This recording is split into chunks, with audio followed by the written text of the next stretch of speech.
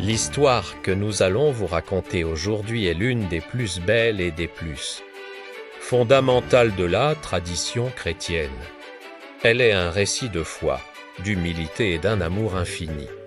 C'est l'histoire de la nativité, la naissance de Jésus, qui a changé le cours de l'histoire pour des milliards de personnes à travers le monde. Mais pour comprendre la profondeur de cet événement, nous devons remonter un peu le temps dans une petite ville de Galilée appelée Nazareth. Là vivait une jeune femme nommée Marie, promise en mariage à un charpentier du nom de Joseph. Sa vie était simple et pieuse, jusqu'au jour où elle reçut une visite extraordinaire. L'ange Gabriel, messager de Dieu, lui apparut.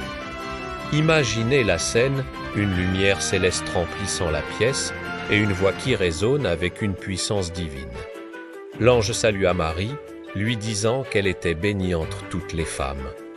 Marie fut troublée par ces paroles, se demandant ce que cela pouvait bien signifier. Gabriel la rassura et lui fit une annonce qui allait bouleverser son existence et celle de l'humanité tout entière. Il lui dit « Voici, tu concevras et tu enfanteras un fils, et tu lui donneras le nom de Jésus, il sera grand et sera appelé fils du Très-Haut qui est Marie. » Perplexe, demanda comment cela pourrait se faire, puisqu'elle ne connaissait pas d'homme. L'ange lui expliqua que ce ne serait pas par une union terrestre, mais par une intervention divine, le Saint-Esprit viendra sur toi, et la puissance du sceau te couvrira de son ombre. C'est pourquoi le Saint-Enfant qui naîtra sera appelé Fils de Dieu. Face à cette révélation incroyable, Marie fit preuve d'une foi et d'une soumission totale. Elle répondit simplement « Je suis la servante du Seigneur. Qu'il me soit fait selon ta parole », c'est cet acte de foi immense, cet abandon à la volonté divine, qui marque le commencement de cette histoire miraculeuse. L'Annonciation n'est pas seulement une prédiction. C'est le moment où le divin et l'humain se rencontrent, où l'éternité entre dans le temps. C'est le oui d'une jeune femme qui a ouvert la voie au salut du monde. Peu de temps après ces événements, un décret fut publié par l'empereur romain, César Auguste. Il ordonnait un recensement de toute la population de l'Empire. Chaque personne devait retourner dans sa ville d'origine pour s'y faire enregistrer. Pour Joseph, qui était de la lignée du roi David, cela signifiait qu'il devait quitter Nazareth et se rendre à Bethléem, en Judée, la cité de David. Le voyage n'était pas simple. De Nazareth à Bethléem, la distance est d'environ 150 kilomètres. À cette époque, un tel trajet à pied ou à dos d'âne pouvait prendre plusieurs jours, voire une semaine. Et Marie était sur le point d'accoucher. Imaginez les difficultés de ce voyage, les routes poussiéreuses et accidentées de Judée, les nuits froides, la fatigue et l'anxiété grandissante de Joseph pour sa future épouse et l'enfant qu'elle portait. Chaque pas était un défi, chaque kilomètre une épreuve de persévérance. Ce voyage symbolise l'obéissance, non seulement à la loi des hommes, mais aussi à un plan divin plus grand qu'ils ne pouvaient encore comprendre. Ils n'étaient pas des voyageurs en quête de confort, mais des pèlerins guidés par la Providence.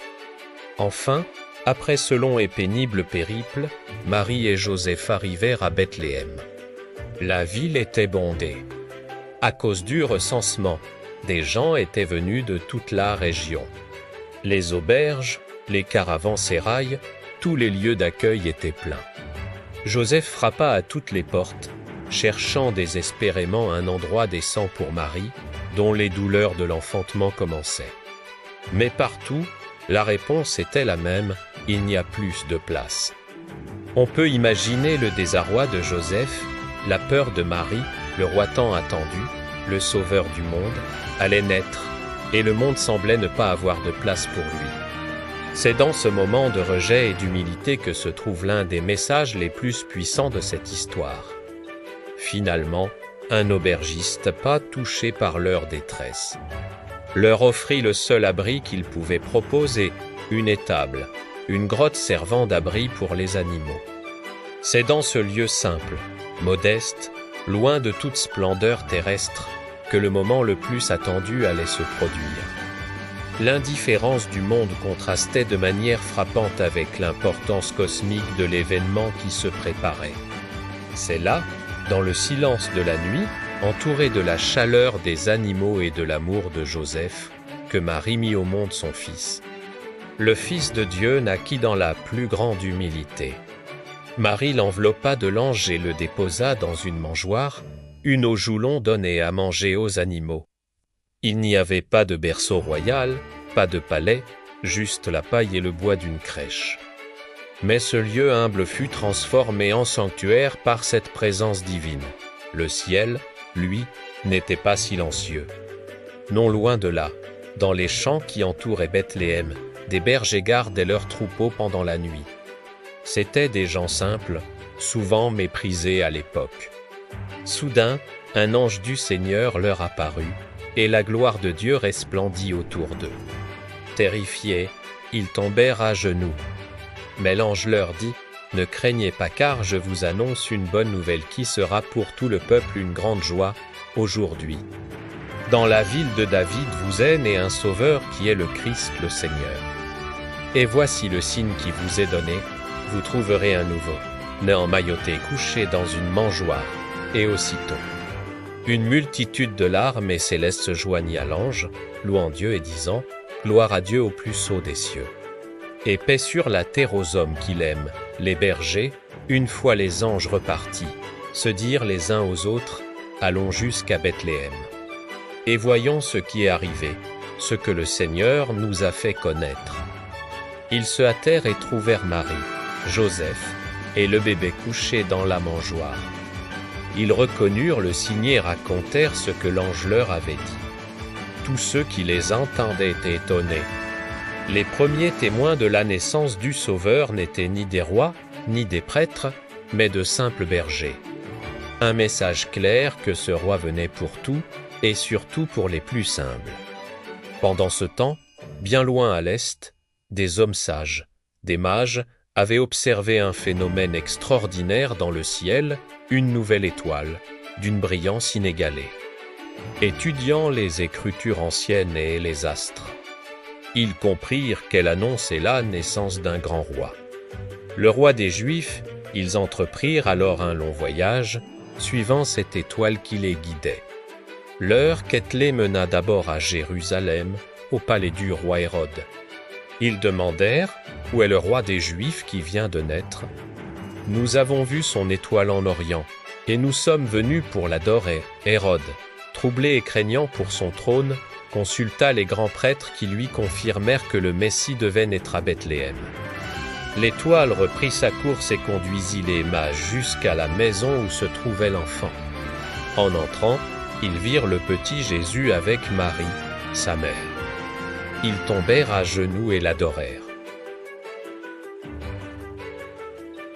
Ces hommes de science et de richesse venus de loin, s'inclinant devant un enfant dans une modeste demeure, montrent que la sagesse du monde reconnaît la sagesse divine. La naissance de Jésus, ce moment central de la nativité, est bien plus qu'une simple histoire. C'est la fondation d'une nouvelle espérance pour l'humanité. Dans ce petit enfant vulnérable, couché dans une mangeoire, les chrétiens voient l'incarnation de Dieu lui-même, venu partager notre condition humaine dans toute son humilité. La Sainte Famille, composée de Jésus, Marie et Joseph, devient alors un symbole universel. Elle représente l'amour, le sacrifice et la foi face à l'adversité. Elle nous montre que la grandeur ne se trouve pas dans le pouvoir ou la richesse, mais dans l'humilité et le service. La venue de Jésus est perçue comme un pont entre le ciel et la terre, la promesse d'un salut accessible à tous, sans distinction. Les bergers, les mages, les pauvres et les savants, tous sont invités à la crèche. C'est une invitation ouverte à accueillir la lumière et l'espoir dans nos vies, même dans les moments les plus sombres. L'histoire de Noël nous rappelle chaque année que de la plus grande simplicité peut naître la plus grande des lumières et qu'un petit enfant peut apporter la paix au monde. C'est un message d'amour et de renouveau qui continue de résonner à travers les siècles. Merci d'avoir regardé cette vidéo. Si ce voyage au cœur de l'histoire de la Nativité vous a touché, n'hésitez pas à aimer, partager et à vous abonner pour découvrir d'autres récits qui ont façonné notre monde.